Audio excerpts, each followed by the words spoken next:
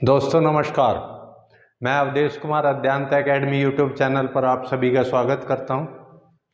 दोस्तों, अगर हम बात करें जीरो से आसमान की ऊंचाइयों तक किसी इंसान की सफलता या उस इंसान का शिखर पहुंचने की बातचीत, तो दोस्तों हमें प्रकृति का जीरो से अनंत का जो नियम है उसको देखना पड़ेगा, उसको समझना पड़ेगा, उसको जानना पड़ेगा और उसके अनुसार ही कार्यों को करना पड़ेगा। और अगर हम प्रकृति यानी नेचर का जीरो से अनंत इन्फिनिटी का सिद्धांत समझ जाते हैं तो हमारी उन्नति या सफलता कोई रोक नहीं सकता। तो दोस्तों, वीडियो प्रारंभ करने से पहले मैं चाहूंगा कि अभी तक भी अगर आपने अपने इस प्रिय चैनल को सब्सक्राइब ना किया हो तो कृपया सब्सक्राइब कर लें, बेल आइकॉन जरूर प्रेस कर लें ताकि आने वाली वीडियो के नोटिफिकेशन आपको मिलते रहें। तो दोस्तों, जीरो से अनंत का प्रकृति का नियम क्या है, थोड़ा इस तरह समझते हैं। जब कोई नवजात शिशु जन्म लेता है तो वो कुछ भी नहीं, मात्र एक हार्ड मांस का लोथड़ा है और कोई उसके अंदर एक्शन नहीं होता, लेकिन कुछ समय के बाद ही वो हिलने डुलने लगता है, पलके झपकने लगता है, वो किसी भी आहट पर प्रतिक्रिया देने लगता है, मुस्कुराने लगता है, हमारी तरफ इशारे करने लगता है और धीरे धीरे यही जो नवजात शिशु है ये जमीन पर रेंगने लगता है। फिर कब खड़ा होकर चलने लगता है और कब चलते चलते दौड़ने लगता है, इस बात का पता नहीं चलता। और जब ये दौड़ने लगता है तो ये इतिहास में अपना नाम लिखा देता है और यही देश विदेश में अपने आप को पॉपुलर कर देता है, जैसे पीटी ऊषा और मिल्खा सिंह।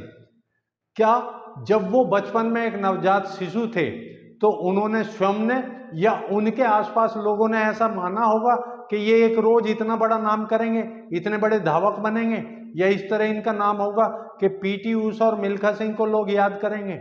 नहीं दोस्तों। तो ठीक इसी तरह हमारी उन्नति, हमारी तरक्की या हमारी सफलता भी इसी जीरो से अनंत या इन्फिनिटी के नियम पर काम करती है।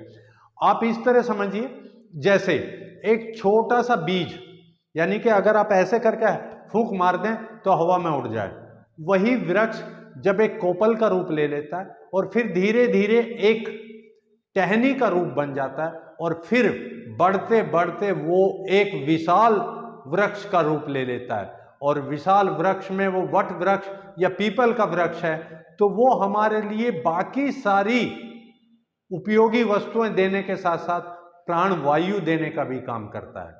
लेकिन क्या किसी ने कभी शुरू में सोचा था कि ये छोटा सा बीज जो हवा में उड़ सकता है एक इतना बड़ा विशाल वृक्ष बन सकता है? क्या आपको लगता है वो विशाल वृक्ष बनने से और उस बीज के बीच की जो प्रोसेस हुए वो कोई क्षणिक मात्र समय लगा था? क्या वो रातों रात हो गए? क्या वो पहले दिन हो गए? नहीं। अगर कोई इंसान उसी बीज से चाहता कि ये पहले दिन प्राणवायु देने लगे तो ये पॉसिबल नहीं था।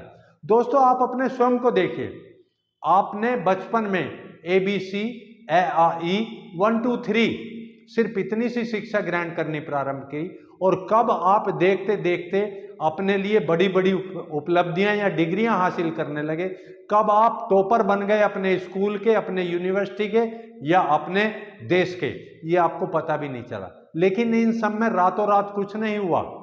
इस सब के पीछे आपका धैर्य और समय जो लगा और जो आपने निरंतर प्रोसेस के अंदर ढलते हुए कार्य को किया, उसका यह परिणाम बना। और दोस्तों, आज जिस टाटा इंडस्ट्री को आप देखते हैं, 1907 में ये टाटा स्टील कोई नहीं जानता था। 1907 में जब ये टाटा स्टील बनी तो क्या किसी को पता था कि एक दिन ये देश की इस तरह की टाटा स्टील फैक्ट्री बन जाएंगी?